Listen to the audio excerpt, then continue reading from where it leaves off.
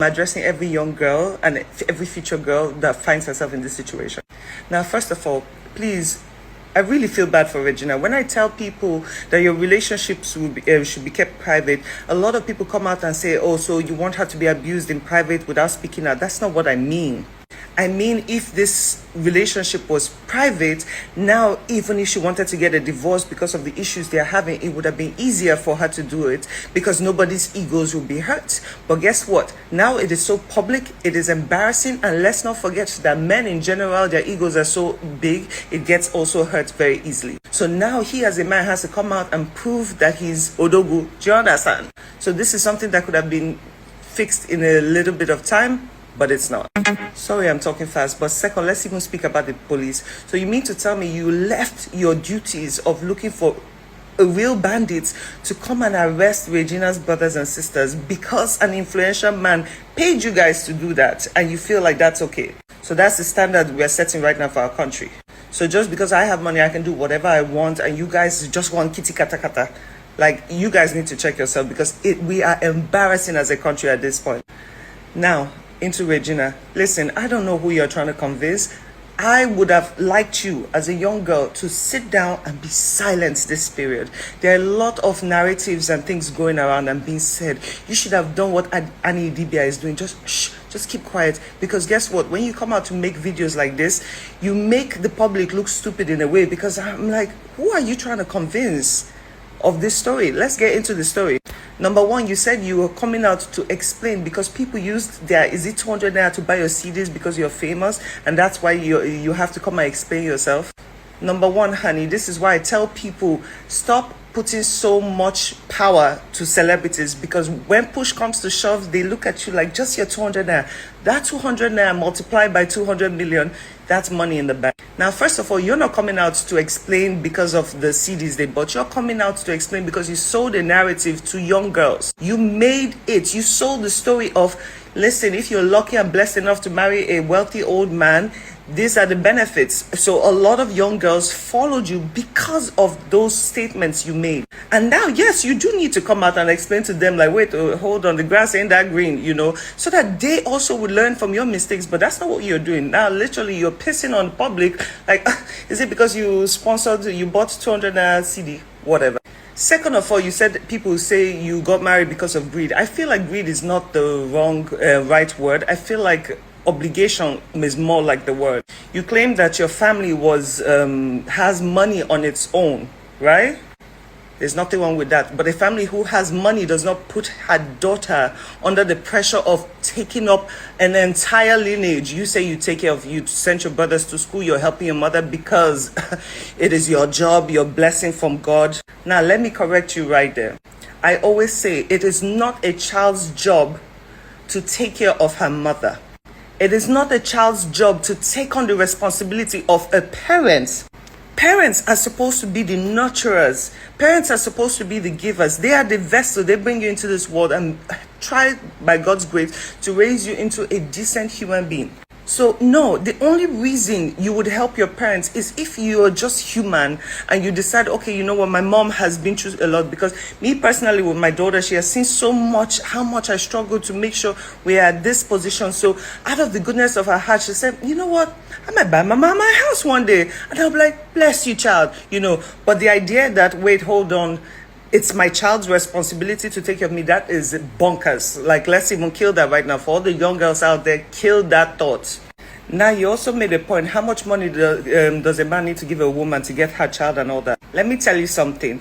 If you don't watch the news, mothers have done worse for less. I have seen stories about mothers who were on drugs, who sold their baby for $20 just so she can get money, and allowed her babies get raped just to get drugs. So yes, it happens, and it happens a lot. And this is the part I don't like, because you're confusing the public. At the age of 18, 19, 20, you were the one taking care of the whole family. That is a lot of responsibility. But acting jobs do not pay that much.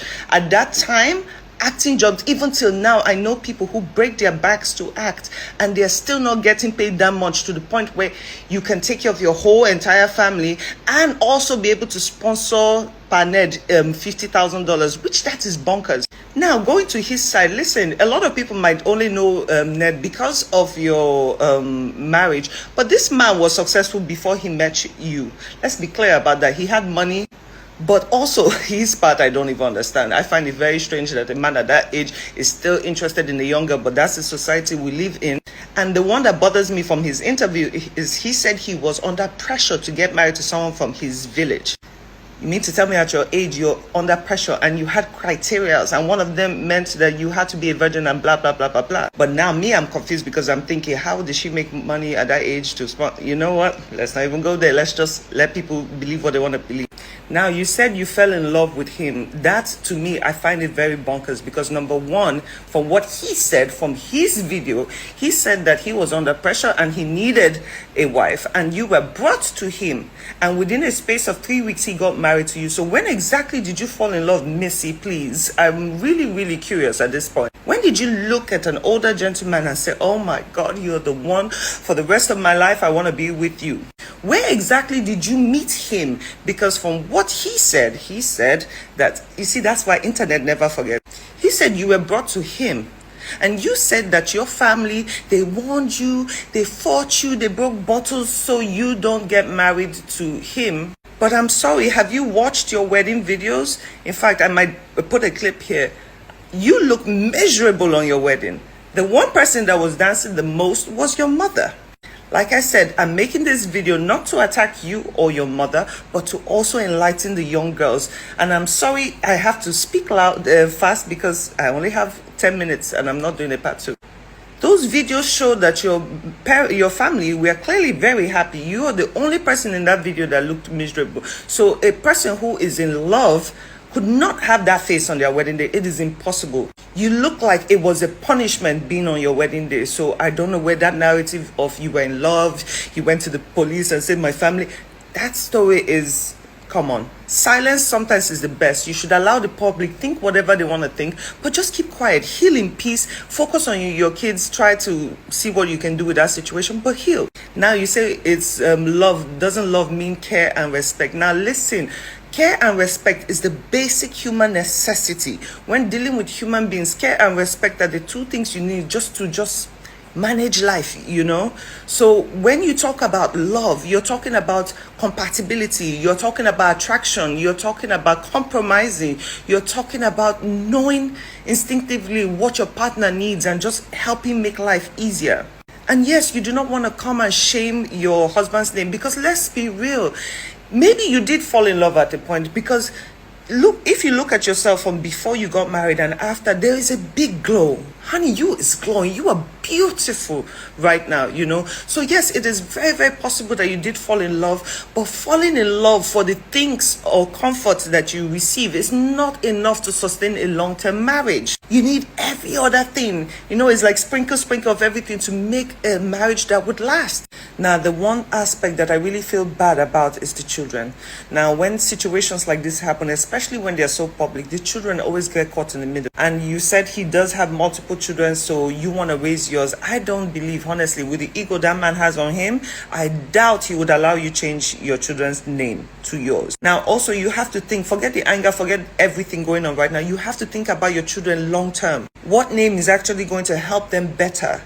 At the end of the day, your husband or your ex-husband is a successful man and his name carries weight. That means that a lot of doors will be open for your children. A lot of women get married to older, successful people because of their future children that most of them had not even had. They forget to think about how they feel in the moment. Now, I really wish you luck with the children situation, but please, stay off the internet. You're doing your case more harm than good. Your video from start to end is just like, come on.